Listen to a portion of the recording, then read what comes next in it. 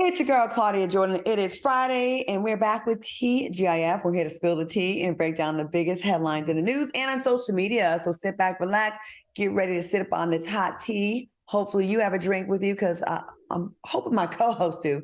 Please welcome Al Reynolds. What's up, Al? Hey, what's going on, Claudia? Happy Friday. I know. You're actually dressed in the color of what I would assume buttery Chardonnay would be the color. You're right. And I am still sipping on my favorite buttery Chardonnay. Thank you all the soulmates and TGI fans that have hit me up. I tried to send you guys the one that I drink, but there are actually 3 or 4 or maybe even 5 options on the market. All right. And please welcome Funky Dineva. What's up, Q? What's going on, everybody? And you know what, Al, in the interest of securing multiple bags, you need to get an Amazon link, affiliate code, and send them your codes. You can get some little residual income for your see, I didn't even know that existed. Thank you, Q. If that wine is accessible on Amazon, you can get an affiliate link and the people buy it through you because you always talk about it. Okay. I mean, you ain't gonna get rich, but you know, it'll be a little dinner money, a little gas money. Hey, a little buttery Chardonnay money. Okay, yeah.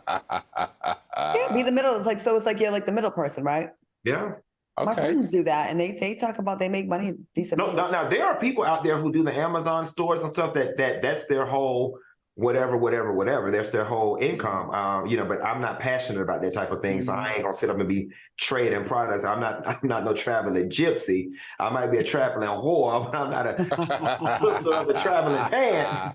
I'm not a traveling gypsy, honey. So I think they say you can get like control of routes too, and rent you rent the trucks. There's like a lot of ways to make money on Amazon. A lot of ways you can make money with the Amazon and the codes and the online stores and stuff. Like I said, you got to be into that thing. Every time I begin to try to start another business, I'm like, Q, stick to the rivers and the lakes that you're used to. I was about to buy a food truck last year.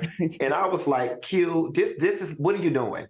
Like, this is not you. The minute that food truck break down, you're going to tell them people, leave that shit on the side of the street where it's at, put you down to the bar. The you minute will. We're out of chicken. No, you're going to be asleep. You're going to be asleep with all the emergencies. Like, don't even do this. I'm like, don't do this to yourself. Like, stick to media and communications.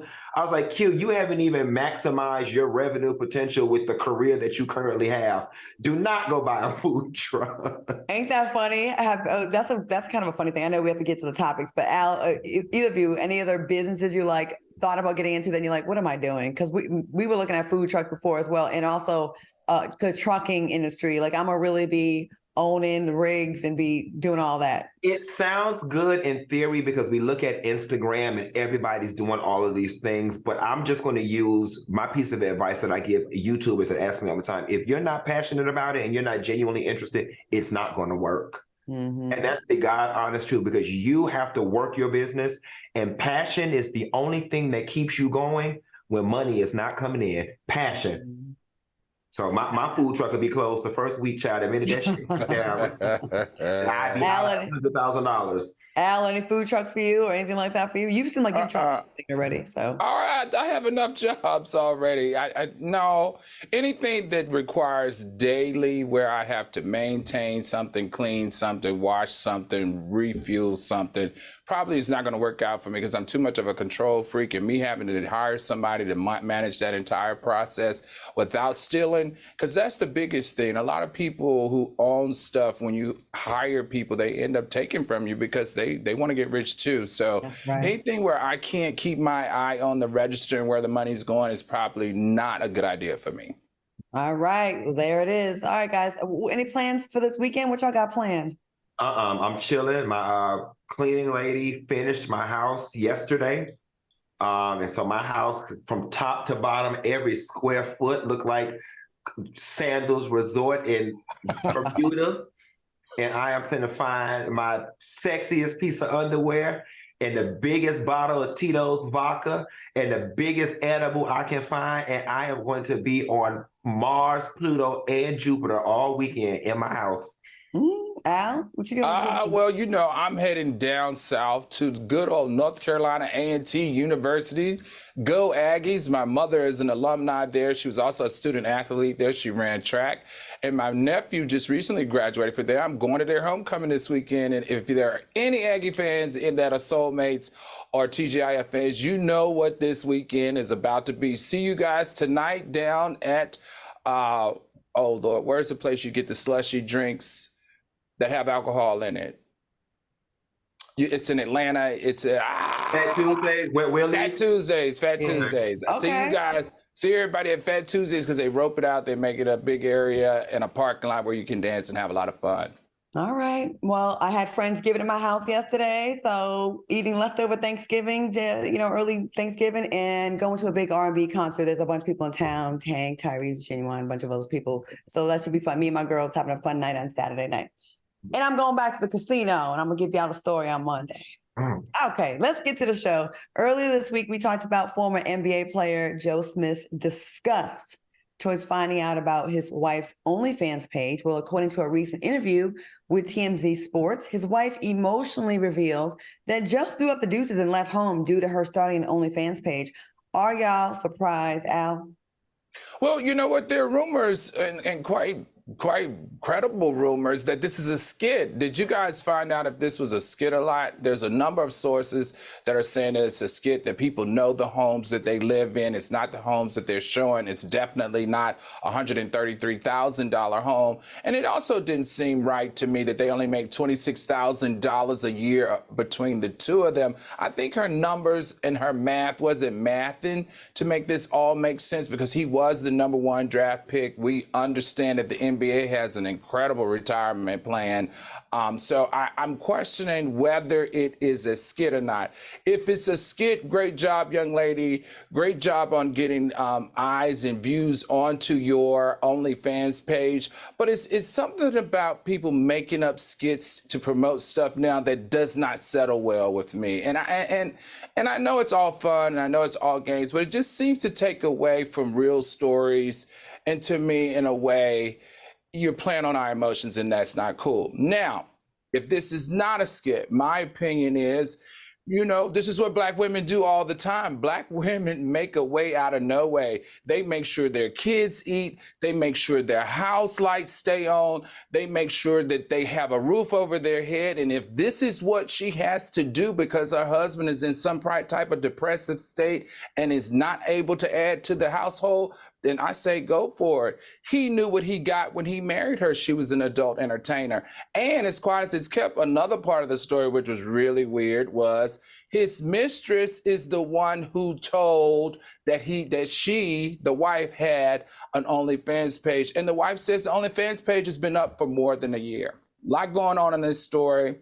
But if it's for survival, thumbs up. If it's a skit, excellent job on marketing your OnlyFans page, but I do feel like you manipulated me a little bit, and that doesn't feel good. To me, that's the real tea. Your mistress is the one that told you about your wife's OnlyFans page because it's on her Instagram and you have not looked at her page. So right. I think there's some neglect and on there. And on her LinkedIn. Y'all live in the same house, so you making little sex videos while you're jerking, playing with yourself, masturbation videos in your husband's home. They probably ain't even been together in a minute. They probably married on paper, and she's like, look, we broke. You ain't got no money anymore, so I got to do this. Q, what you think about this? You think they've been separated? If this isn't a skit, again, if it isn't, this story is giving a lot, because it's giving we together and I'm all right with him having a girlfriend on the side. Like when she started talking about, his other little thing trying to drive a wedge in our relationship, the first question I would have is, forget the OnlyFans, mama. Why are you still there? You let him leave you over OnlyFans, but why didn't you leave him over the girlfriend, especially when you're at the point where you gotta go back to work? You ain't even benefiting with being a man, with the man. So you mean to tell me you're getting cheated on and you ain't getting broke off? You a special kind of fool. However, my spirit is telling me that these two are in cahoots. Yes. My spirit is telling me that his attitude, because you remember she kept saying, I don't see what the problem is. I'm doing it by myself. At the point in which she's already a porn star, everybody has seen her hoo-ha and can still access her hoo-ha. I can see how I can see him being like, I'm all right with it, long as it ain't nobody else. Because he's not losing anything. Right. Whether you see a 10-year picture of that coochie or a 10-day-old picture of that coochie, we don't see that coochie, okay? And he's not losing anything. I think these two are in cahoots. I do think they may be having some money problems, but I think that they are leveraging her ability and his celebrity and making it do what it do. And it worked. Yeah, if you look at the video, right? Like if you look at the video when they first started their argument, it looked like he was making a video in the back. He was talking about I'm finding out about you, and then gets mad that she has a camera on too. If we go back and look at the video, it looked like he's talking to someone about it too first. So I don't know. I don't want to throw no salt in that sister game, but I'm going to tell y'all the OnlyFans hustle, because, bitch, I had to audit my bank statement, and I was like, there's too many 1699s coming out of here. Let me find out what all the hell going on. All you got to do is Google their name and then put OF behind it, and you'll get it all free. You'll get the Google images, or you'll get it through a Pornhub or an X-Hamster or a MyVista link. Stop paying for these people OnlyFans. Google Claudia Jordan OnlyFans, and it'll come up. Okay. I couldn't find hers. I couldn't find this young lady's OnlyFans. You know, I tried. Give it a couple days. If y'all find out, put it in the chat or something. Give it a couple days. Full disclosure, when I was on the Breakfast Club, Charlamagne made me start an OnlyFans, and he said I should make money off feet videos, which I never upload anything because he said there's a bunch of freaks out there that would pay even to see toes with some scars on them. So I might still resort to that before y'all judge me. I'm letting y'all know right now so y'all can't, as Funky says, spray me with my own tea. Okay? All right, y'all. Dr. Martin Luther King Jr.'s daughter, Bernice King, is calling out Amy Schumer for tweeting a video of her father supporting Israel and denouncing anti-Semitism. Bernice tweeted, "Amy, certainly. My father was against anti-Semitism, as am I." And she added, "I am certain he would have called for Israel's bombing of Palestinians to cease, for hostages to be released." Funky, let's go to you first. What are your thoughts on this? And don't they love, white people love using Martin Luther King Jr. when they need to try to justify things. It is so weird that this story came up, because yesterday I did a YouTube video where I asked, what do American Jewish people expect of the rest of us? And you guys, I let it all hang out there in ways I can't let it all hang out here. But I don't appreciate Amy Schumer leveraging Martin Luther King for this, because what it feels like to me is a dog whistle. Like I mentioned in that video I did about what they expect from us. It seems to me like you're expecting an outcry from Black America to get in this. And in that same video, I talked about, where the hell were y'all? And I'm not saying that some didn't support, but where was the Jewish community as a collective during Black Lives Matter?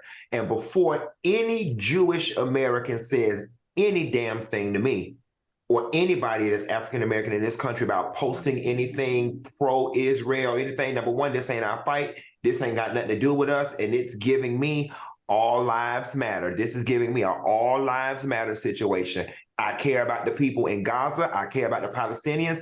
I care about the Israel people too. I don't know enough about it. It ain't my history, my culture, my people, my clan, or my religion. So I'm staying out of it. I'm praying for both sides, and all lives matter.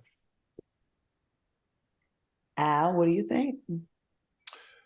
Ooh, it's a lot going on right here. I can agree with 80% of what Q is saying. Some of the stuff I'm just going to push back on. Now, we cannot deny that during Martin Luther King, during civil rights, most of the attorneys that defended us, that got us out of jail and supported us, were Jewish American. We simply cannot deny that. We know that they have a history of supporting civil rights. They have a history of supporting Martin Luther King. So I will not take that from them. What I will take, though, is this was offensive to me. Amy Schumer's comments in bringing Martin Luther King into this was offensive to his legacy, because she's not taking into account the full context of the crisis.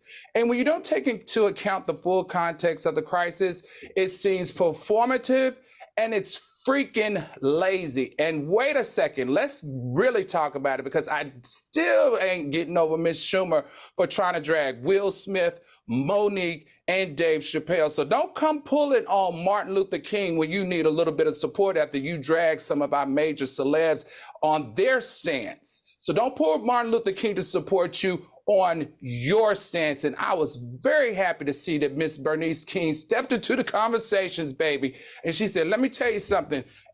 She did the most respectful thing and said, you're not going to use my daddy like that. That's what she was really saying. Because what she was saying, she gave her credit for the anti-Semitism, but what she also said was that in the true context of who my father is, he does not support violence and war.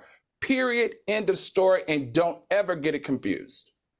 Right. She tried to make it seem like, he would just solely be with Israel on this and be against Palestinians. And that's absolutely 1000% false. I mean, the average 10-year-old that studied him slightly in school would know, who heard his stories.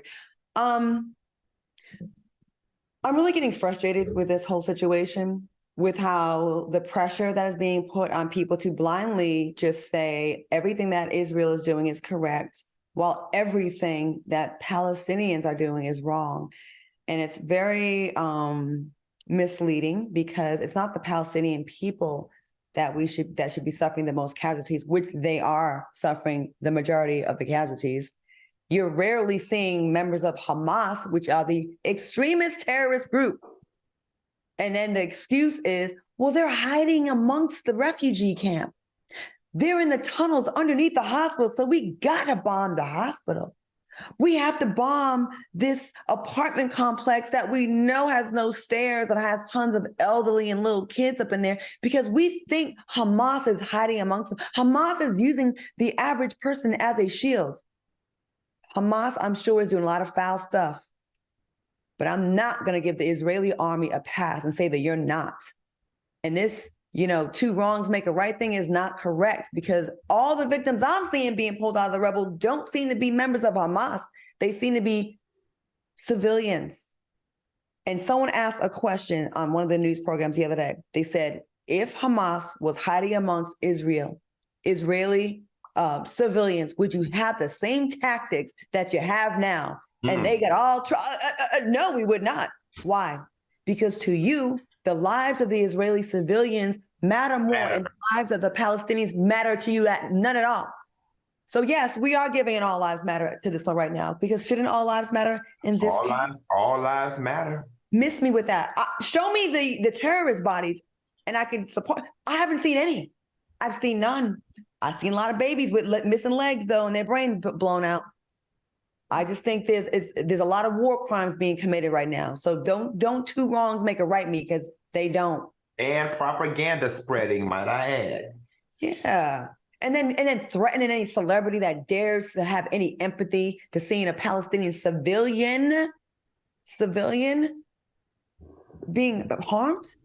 I'm always going to have sympathy for the oppressed. Not the terrorists, but the oppressed. And you know who they are. Let's quit playing like we dumb, because we're not. All right, coming up next, the slums of Florida are calling for our commentary, and later find out why Shanquella Robinson's family is filing a civil lawsuit. Stick around.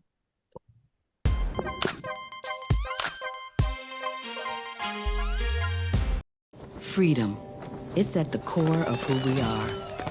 The freedom to live without fear, to jog where we please, to wear a hoodie.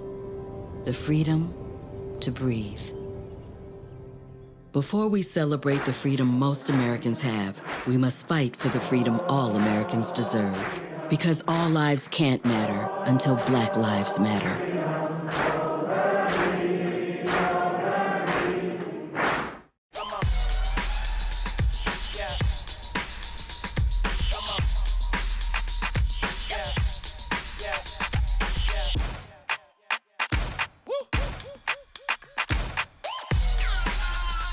You're not going to get it all right.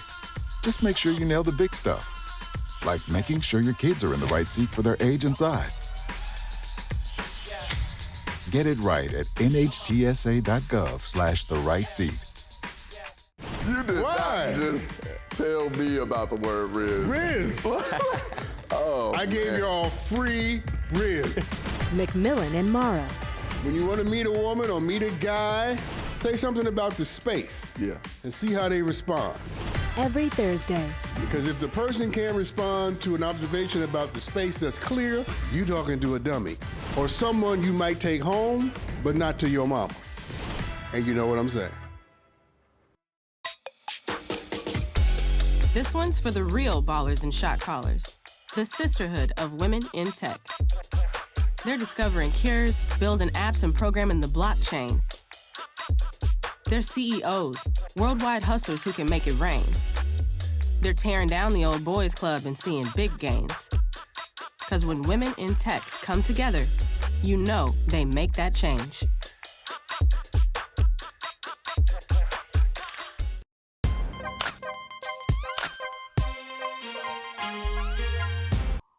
Welcome back to TGIF. Before we went to break, we were talking about the conflict going on in Israel and Gaza. I just want to say this because I don't want you to feel like I want to give props where props are due. I will say there's been a lot of Jewish folks protesting in the streets that they do not approve of the innocent people that are getting injured, the civilians and the kids getting injured. And I got to give them props for that because I know there's a lot of intimidation going on right now and people are very upset about this on both sides, right? So I just want to say the ones that are brave enough to do that and to have empathy for the innocent, again, it's the innocent bystanders that have nothing to do with the terrorism. I salute you for doing that because I know it's difficult and you're probably being attacked in your community as well. So I just want to say that. All right, y'all, let's get into some mess. Whether good, bad, ugly, or just plain dumb, the tea is always overflowing. Those crazy news stories out of the state of Florida. That's why we're giving you the 411 in What the Florida.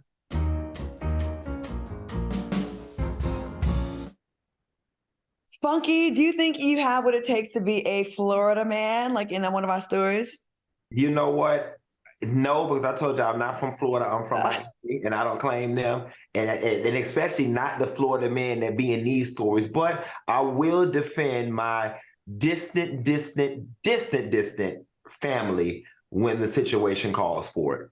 Well, get your newly operated feet together because there's a competition on the horizon that will feature local Floridians who will participate in a series of games involving guns, drugs, booze, and reptiles in hopes of being crowned Florida man. There's a whole competition to be, I guess, Mr. Florida. Like, who's the most Florida of the Floridians? What is your take on this competition? And can you see yourself? I know the answer to this, but would you ever give it a try? That would be so funny. Trigger alert. I am about to say the most politically incorrect thing in I already know where you're going with this. Go ahead. 4, 3, 2, 1. This is some white people, redneck, hillbilly shit if I ever seen it. And this completely represents Florida north of Palm Beach up until Orlando and Tampa is safe. And then from there up to southern Georgia and all up in the panhandle. That's them Floridians. They Floridians like this and not like this, okay? That ain't us Floridians. Absolutely not. But I will say from what I know of those types of Florida people, this is right on brand. I would watch this on ESPN 7 or something like that. The old child, one of those channels. Al, what do you think about this? Are you here for it? Yeah, I'm like you on this one. This should definitely be the white man games. And you know what's so interesting? I did a little bit of research. You know, Donald Trump, there are about 15 million white Americans that live in Florida, the state of Florida. And he was able to get over 30% of those individuals to vote for him when he was elected. And if you think about it, if they get the same Trump demo, because this seems like a Donald Trump demo, to support these games at minimum, because we know there are 20 million people in the state of Florida, or 18 million, 20 million. If you get a third of them to participate in this, with the tickets selling for $45 a ticket, a third of all them hillbillies, it's $225 million enterprise here. This guy's onto something. This is a little cash cow. You know, Claudia, you're like a little entrepreneur yourself, now into production, selling concerts. So you know it's about how many tickets you sell and how many butts you put in the seat. If he is just a third successful, he's looking at a $225 million enterprise. Dude, I need to come down there and sell some ashtrays, some cigarettes, some coolers. tobacco, snuff, all of it. beer, Mountain Dew. They love Mountain Dew. Mountain Dew. Trump signs. You know what, Quiet as it's kept. That's the one time I might be a Clarence Thomas, because shit, when it comes to money, I might go down there and sell me some vote for Trump shirts and some Candace Owen with my Candace Owen attitude. I mean, hell. Me and my friends are talking about doing business like that. Oh, I'm sorry. In Florida, because in California, you're not allowed to sell Newport cigarettes. Can you buy Newport cigarettes in Florida? Because if not, y'all, we need to be taking our Newport cigarettes down to this big ass event. Yeah, Newport is the official brand of Florida. That's for white and black people. Okay, got it. So they do allow, what is that? Newport. Hey, co-host, we might need to put a little bit of money together, hire some white people. Oh, we can go on Whiteface. And we can set up a little booth, and we can document this. This could be a whole Netflix documentary. And then at the end, we could be like, surprise! Why are you playing? I would put money up for that. Okay. We might need to talk about this. All right. A Florida man has been arrested for stealing $1.6 million worth of liquor from a warehouse in Hillsborough County. Deputies reported that a group of suspects committed the act by using at least 2 semi-trailers to store the stolen alcohol. I mean, we might need one of them trucks for what we're trying to pull off. And see, that's the type of people we going after. That's a demo right there. That's their demo right there. But well, speaking of your people, they're from Miami. So this was a Miami crew that went up to Tampa to steal the alcohol. Now, something about this story just don't make any sense. You're at a distribution center with millions and millions and millions of dollars of liquor. Why did they only take like $1.5 million worth of liquor? When they had because you don't get greedy. You know the rule. You hit the lick and you hit it one time. You don't hear Q's advice. But something in this story, I'm telling you guys, as they start to dig this up and find that woman, because they're looking for this woman. Once they dig this story up and we get the full story, I think something else was going on here. I think somebody owed them some money. They didn't have their money, so they took this folks' liquor. Well, Al, and to your point too about the 1.5, I mean, they only had 2 semi trucks. How much?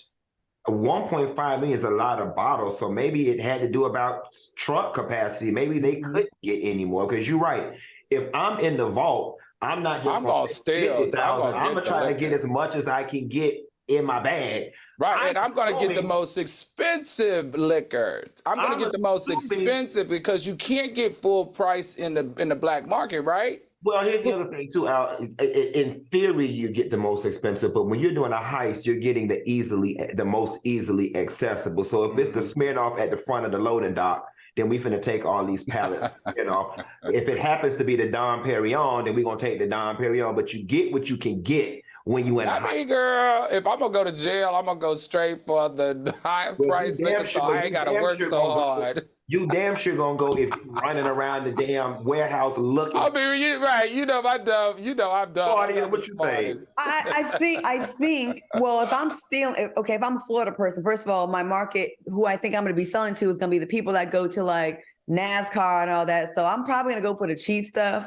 I'm probably going to go for the beers and the Fireball kind of stuff. So I'm gonna go for what I can load off. So now, I see the little shade you're talking about. They Miami people. You absolutely right, because this was a very highly intellectual. Oh boy, cut it out! Get off my line. Miami people, we are educated. We got money. We organized. Boy, get off my line! Get off my line! That's why they got caught. We got away. That's why they got caught in 2 days, because they were so sophisticated. Who are you gonna sell it to? Who you gonna sell it to? The club. The clubs, but you still got to beat the price that the club plays, which is a wholesale price. So I don't know. We need these people for our business. We're gonna go to that Trump rally thing or that Mr. Florida competition. We're gonna buy some of this stolen liquor, allegedly, just kidding, whatever, and then we're gonna sell it back. They ain't gonna know if where we got our liquor from. They ain't gonna know it's hot. Y'all got me working too hard, and I will not fit well in prison. I'll do it. I'm not doing it. I'll do it, and y'all just see me in another Bentley and be mad. That's okay. I'll do it.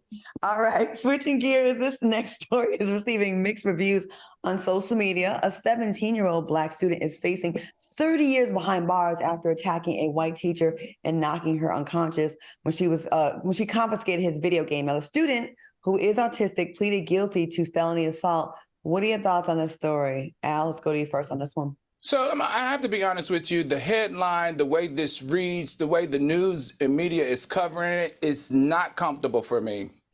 All right, we understand you're covering the fact that a 6'6" Black male attacked a white woman. I don't even like it. First of all, he's autistic. This child has a developmental disability, and the news reporting should be reported as such. Now, we do know that he does have 3 prior battery charges. Okay, I will give you that. But he still has a developmental disability. And as we know with autism kids, aggression is a part of the disability. So he will always be an aggressor, right? He has a history of aggression. To me, the mental health facility itself in America and the criminal justice system, this is an impasse that should not be in the same conversation as far as I'm concerned. You know, when they white and they shoot up a whole school, they don't be getting sentences this long. Right. They don't. They be like, oh, well, his daddy and mom got divorced when he was 8 and he didn't get a car when he was 16 like the rest. So he felt less than. So he mentally, you know, we have to look at his upbringing. Man, get out of here with all that double standard nonsense because he's 6'6" and Black. You think he's this big, strong Black, right? You know, just predator. He's autistic. Q, what you think about this? You know, I want to take this moment and I want to shit on the New York Post. They ought to be ashamed of themselves because the headline in the New York Post reads, hulking Florida teen. And then when you read the article, it says, hulking Florida teen. Then it goes on. And the article should lead with autistic 17-year-old exactly. tax woman. There should be his size, color, weight, socioeconomic status, and the rest of it is non-germane to the story. Now, granted, his size may be a factor in the injuries that she, withstood. However, this article would not read this way if he was 5'5" and white and the same behavior occurred. This is not a Black issue. This is not a 6'6" issue. This is a mental disability and a teen issue, point blank, period. Now, like Al said, I'll give you the 3 priors, you know what I'm saying, which suggests he got a damn problem and a really bad one. And you know what? He may not be fit to be in society. But to Al's point, that also falls on the education system and the mental health system in America. This boy is now facing anywhere from probation to 30 years. Yes, he needs to be punished, but he needs to be serviced more so than he needs to be incarcerated. And I don't know what that service looks like, but he needs to be serviced. I mean, the 3 priors tells me that someone failed along the way 3 other times. 3 other times, like this guy, this child, let's call him what he is, right? Because I just messed. This child should have been dealt with after the first offense. He should have put in a special, there's programs, there's places for kids that are like this. My brother teaches children with emotional issues. He did that in Baltimore with kids that the last step for them before they would go to jail would be to be with a teacher like him that understands what he's dealing with. And if you just have this kid amongst everybody else, I understand how he might be triggered by things. What do you expect? Someone with 3 priors, let's throw them into regular situations without any special care. Oh my God, we're so shocked that he did this. He's done it 3 other times. This kid has a problem. And I am so sick and tired of the media. It could be a 9-year-old Black boy. They will make note of how muscular he is and call him a man. They've been doing that to us in slavery.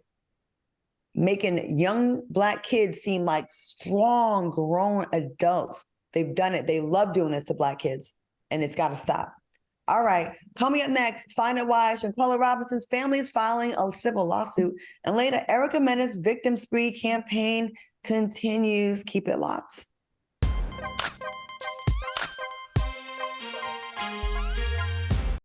You did not just tell me about the word Riz. Riz.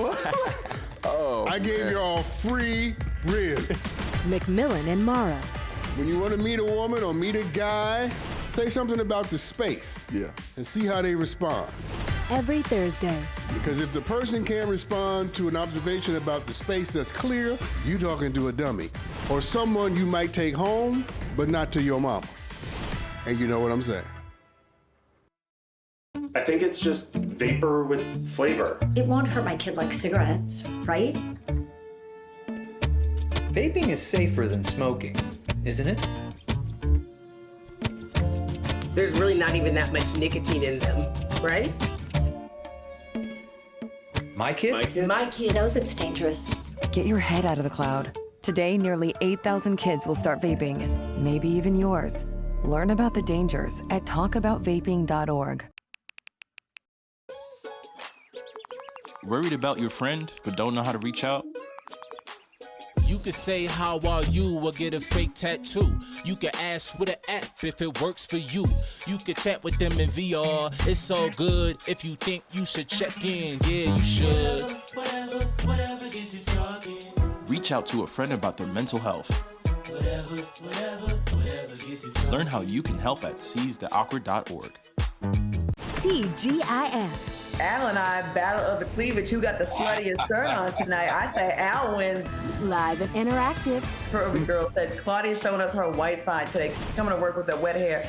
No, I had to do a test in a pool today. Serving up all the tea. Funky, how's the dating life going? It's going to the next thing. No, the phonies want to know. I'm like Oprah and Stedman. Y'all will never get my real business. So on Fox Soul.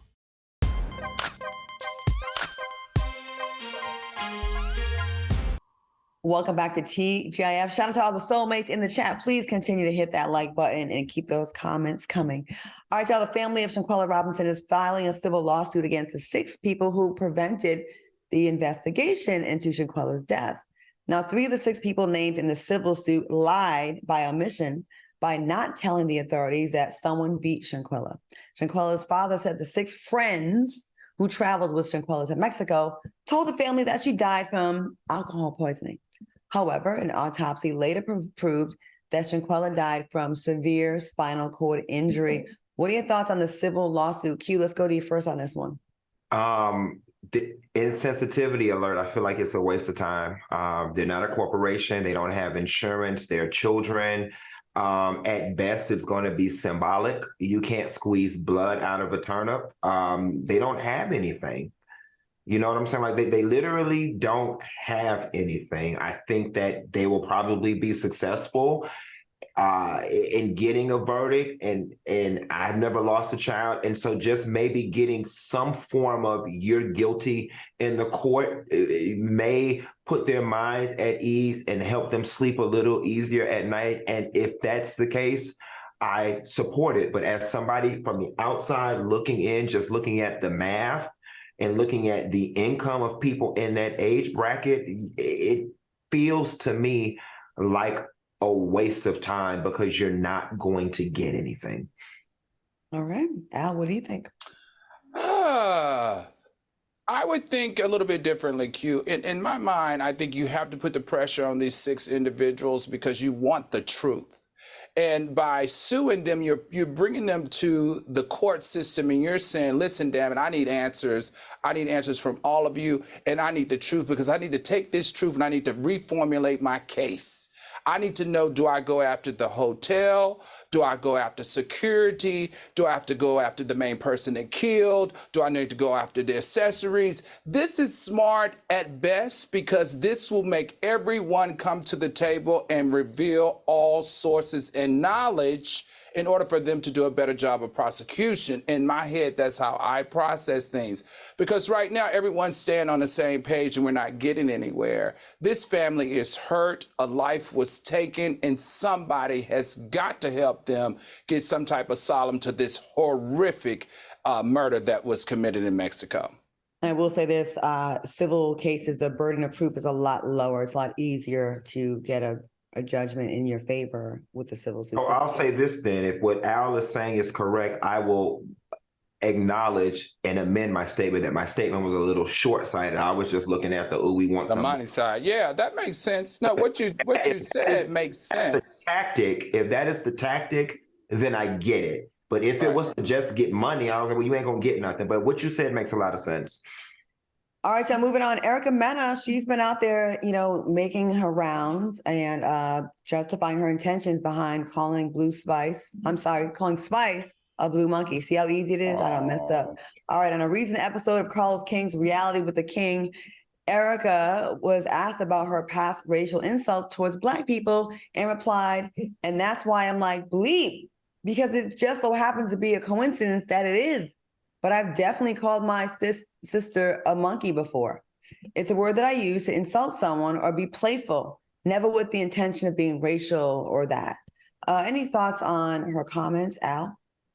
She's full of shit. Oh, I said we were supposed to be practicing better language. Sorry. She is full of it. First of all, let me address this first. Carlos King, we love you here at TGIF. We know that you sit in for us. We support you in every way.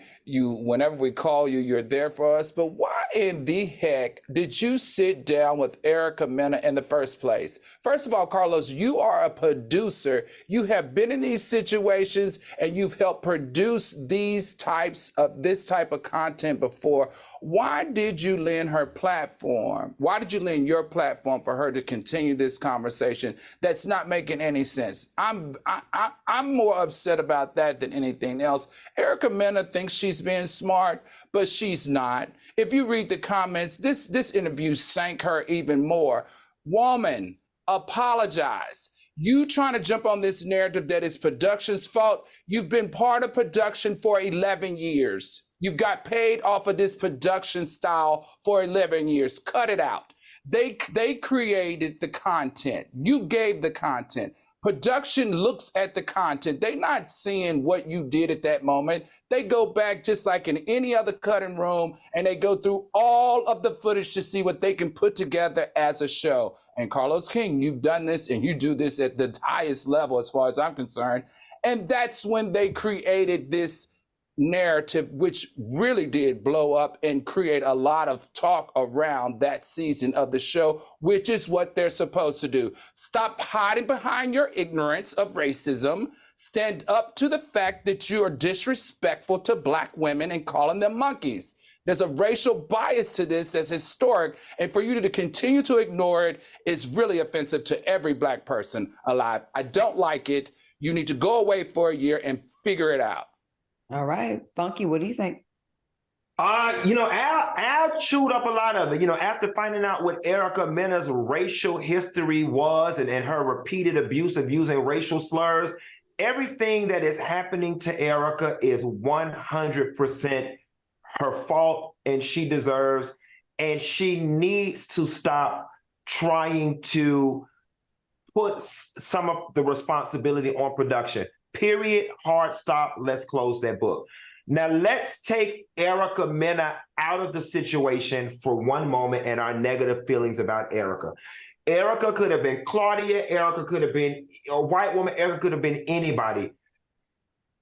To Erica's point, if I was the S&P people over any production, I don't care what it was, and I'm looking at the footage and one of our people said something bad racially that can get us in trouble with the advertisers or the general viewing public, to Erica's point, it shouldn't have never made air, in my opinion. Now, a lot of people are like, Funky doesn't even F that. We deserve to know it should have, and she deserved everything she gets. I agree. But I'm just looking at the business part and not in defense of Erica. I'm not defending Erica and abandoning Black women. I'm just saying that I personally feel, regardless of Erica saying this, I still don't understand, much like her, why this made air.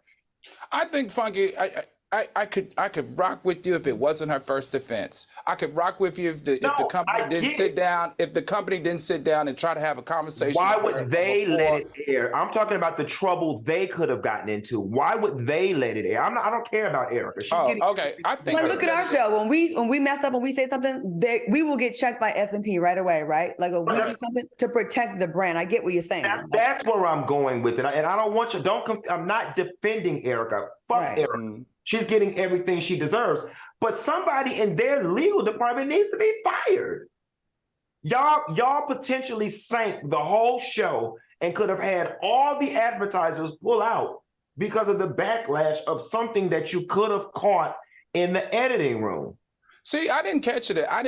See, this is wonderful to have these type of discussions because I didn't process it like that. How I processed it was that obviously this was controversial. This was going to get a lot of attention, and then you could pivot it into like a moment, like they tried to have a panel, which we know that fell short. But I really did not view this as a failure on production side. I did not view it as a failure on VH1 side, and I didn't view it as a failure on Monami. They always have very tough conversations. They always have very edgy stuff that makes you cringy at best. They always like teeter that line, and I just felt like this was a part of that, and it was a conversation that needed to be had because we keep sweeping this underneath the rug, guys. Sorry. I want to comment on this, but we're going to take a quick commercial break. So we'll take a quick break. I'm going to make my comments on this, and we'll go on with the show. We'll be right back.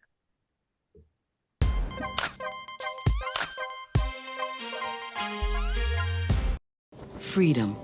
It's at the core of who we are.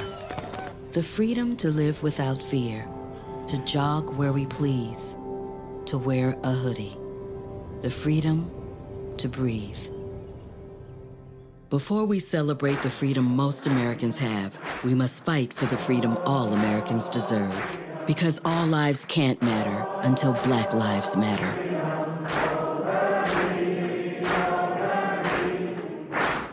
TGIF. Al and I, battle of the cleavage. Who got the sluttiest shirt on tonight? I say Al wins.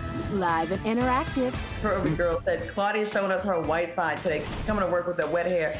No, I had to do a test in a pool today. Serving up all the tea. Funky, how's the dating life going? It's going to the next thing. No, the phonies want to know. I'm like Oprah and Stedman. Y'all will never get my real business. So on Fox Soul. This one's for the real ballers and shot callers, the sisterhood of women in tech. They're discovering cures, building apps, and programming the blockchain. They're CEOs, worldwide hustlers who can make it rain. They're tearing down the old boys club and seeing big gains. Because when women in tech come together, you know they make that change.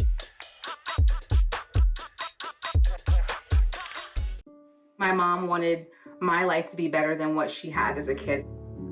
When I became a mom myself, I feel like my whole world changed. You don't have to be a climate scientist to want to protect the earth. You always want the next generation to have something better than what you had.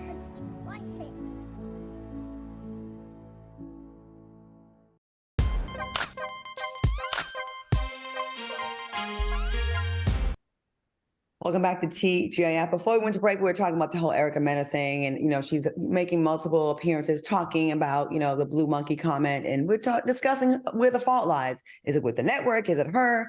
I think it's a combination of everybody, actually, because here go these networks that profit immensely off of this ratchet and toxic behavior from the entire cast. There's an argument to be made that they encourage it.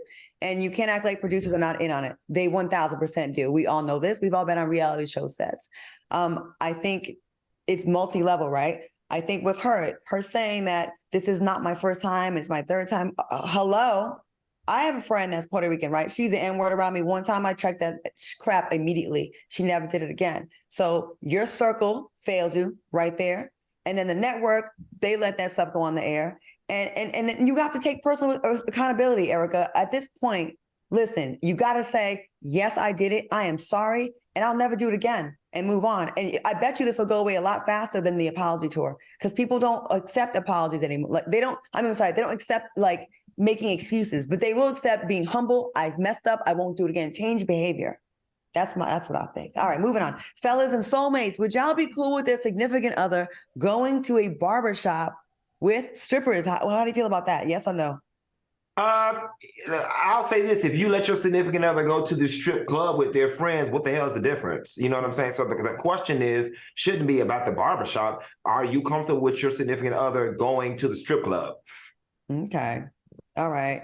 Well, for those of you who are cool with it, you're in for a special treat after a barbershop in Tampa, Florida, opened its doors to strippers and haircuts. In the viral video, you can see barbers cutting hair while customers are making it rain on strippers. Are y'all here to see these shenanigans? Al, what do you think about this? Nope, not here for it. Listen, young man, awesome job. Great marketing tactic. You know black men are going to always want to see some booty shaking and some naked women. Awesome job. Awesome getting your business out there. Awesome for even sharing. They dropped their second location. Awesome.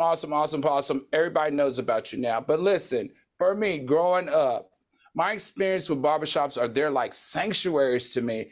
It's a place where black men can be vulnerable and discuss issues that affect them every day. It's a place where the old and young trade stories and jokes. They play cards, they play dominoes, they exchange local church stories, gossip in the community, and they help each other solve their life problems.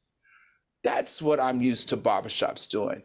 That's what barbershops offer and do in black communities. They help black men do better. This to me robs us of that experience. This for me takes us from that. And that part I don't like. Excellent job on marketing. Excellent job on getting your business out there. But please, please, please, please, let the barbershop do what it does. It is the unspoken leader of the community in ways that you will never know unless you are a black man. Al, we ain't got time for me to push back about the whole church thing in the barbershop, but okay, if you say it happens like that, all right. You have never been to a barbershop. You're not a black man. I think like you share with me, sometimes there are things you don't know a lot about. This one you might not know a lot about. Okay, Al. Coming up, we're celebrating 50 years of hip hop. Stay close and get your church on in barbershops. Oh no. My mother was always very familiar with her neighborhood, but one day she stopped at the stop sign for much longer than usual. And she didn't know whether she should go forward or turn, and she wasn't even really sure where she was at. It was very unsettling for her. I felt so much better after my son told me, "Mom, I don't want you to worry or be afraid. I'll be there for you and we'll figure it out." You did not just tell me about the word Riz. Riz. Oh, I gave y'all free Riz. McMillan and Mara. When you want to meet a woman or meet a guy, say something about the space. Yeah. And see how they respond. Every Thursday. Because if the person can't respond to an observation about the space that's clear, you talking to a dummy. Or someone you might take home, but not to your mama. And you know what I'm saying. This one's for the real ballers and shot callers, the sisterhood of women in tech. They're discovering cures, building apps, and programming the blockchain. They're CEOs, worldwide hustlers who can make it rain. They're tearing down the old boys club and seeing big gains. Because when women in tech come together, you know they make that change.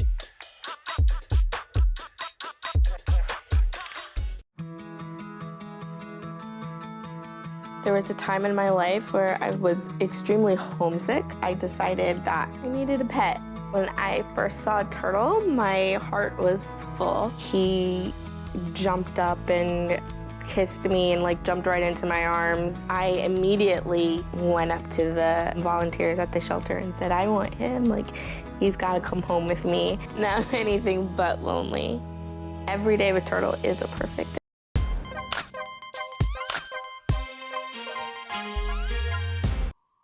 Welcome back. Now, in honor of 50 years of hip hop, we are going to celebrate by guessing random trivia questions in a fun game of hip hop trivia.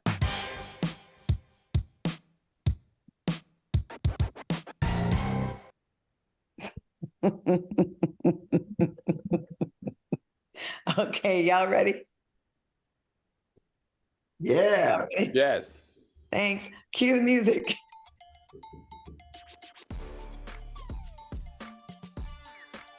First up, what city is considered the birthplace of hip hop? Brooklyn, New York, Baltimore, Maryland, Bronx, New York. C, Bronx, New York. I was going to say Brooklyn. The answer is the Bronx, New York. Al got a music question right over me. Oh, Lord. All right. Who is known as the Notorious B.I.G.? Deshaun Williams, Christopher Wallace, Patrick Johnson. Christopher Wallace, number B. Letter B, that's right. Christopher Wallace, Biggie Smalls. All right. Who was the first solo female rapper to release an album with major distribution? A, MC Lyte, B, Queen Latifah, C, Roxanne Shante. C, Roxanne. Al? Oh, I have no idea, but I'm going to say Queen Latifah, maybe? I think it was MC Lyte. Oh, there we go, MC Lyte. We both got it wrong. Okay. Not me, girl. All right, who is often referred to the queen of hip hop soul? A, Monica, B, Keisha Cole, or C, Mary J. Blige? C, Mary J. Blige. Mary J. Blige. Yeah, definitely. All right. Who was the first rapper to win the Pulitzer Prize for music? A, Kendrick Lamar, B, LL Cool J, C, J. Cole. I think it's J. Cole. No. I'm going to say A, Kendrick Lamar. It's one of those two. Answer is Kendrick Lamar. Okay, you got it. All right, what was the first rap group to appear on the cover of Rolling Stone? A, Beastie Boys, B, Run DMC, C, Public Enemy. Damn, I'm torn between B and C, and they both are like brother and sister group. I'm going to say Public Enemy. I'm going to say Beastie Boys. I'll go with Run DMC. Hey, all right, Claudia. All right, who made history as hip hop's first billionaire artist? Jay-Z, Kanye West, or Dr. Dre? Hey, Jay-Z. I'm going with Dr. Dre, but I don't think it was music related. Dr. Dre, but I think that was because he did the Apple deal. I'm going to say hip hop artist. I'm going to say Jay-Z. Jay-Z, all right. That was lots of fun. Okay. Now for the soulmates that support DoorDash and Uber Eats, this next story is for you. We still got the hip hop going in the background. Okay. DoorDash is warning its customers that if you do not tip, you may face longer delivery times, which can result in food getting cold. That will be delivered to your front door. Now, the pop-up message states, orders with no tip might take longer to get delivered. Are you sure you want to continue? Funky, I'm going to you first on this one. What are your thoughts? I want to tell you something, right? Before y'all get outraged, because a lot of y'all are just so quick to respond, this is not new. And you have already been operating on DoorDash under this system, whether you know it or not. You can go on TikTok right now and look at videos that date back for years. There's one in particular, there's a McDonald's video of all these McDonald's orders that are stacked up on the window, and it's the DoorDasher with the camera saying, these are all the DoorDash orders where nobody tipped, and this is why they are sitting up there. This is not a DoorDash thing. It's a psychological thing of the drivers. They are able to look at the assignment before they accept it, and rightfully so. If I'm not going to make a tip on an order, or if the tip looks little, why in the hell am I going to accept it? So again, this is not new. Y'all have already been operating under this way of doing business. You just didn't know it. All right. Al? No more buttery Chardonnay for me on a Friday. I hate this crap. This is corporate manipulation at its finest. I don't care if it's been going on forever. I don't need to know it. The fact that DoorDash now is pitting the consumer against the dasher, that is absolutely poor business. That's not corporate responsibility at its finest at all. In fact, you know what I'm going to do? I'm going to take you off of my freaking app. You're no longer going to be an app choice for me, because this is not fair. This is corporate manipulation at its finest. All right, real quick. We covered so many crazy stories this week. We'd like to end our show by handing out an award to a person who exemplifies pure delusion. And this is our tea bag of the week. Our teabag of the week goes to DJ Academics. What do you have to say about our honorary teabag of the week? We got 27 seconds. He came in, he messed with a sissy and got read down to the ground because we what? Do not play. Al? Hey, wrong one. I think he needed his karma a long time ago, but I don't think he should have been threatened with being penetrated and raped. Okay. I want to thank my co-host Al Reynolds of Funky Eva. Thank you for watching us on YouTube. Stay tuned for Street Flavor. We'll see you next week. Good night, soulmates.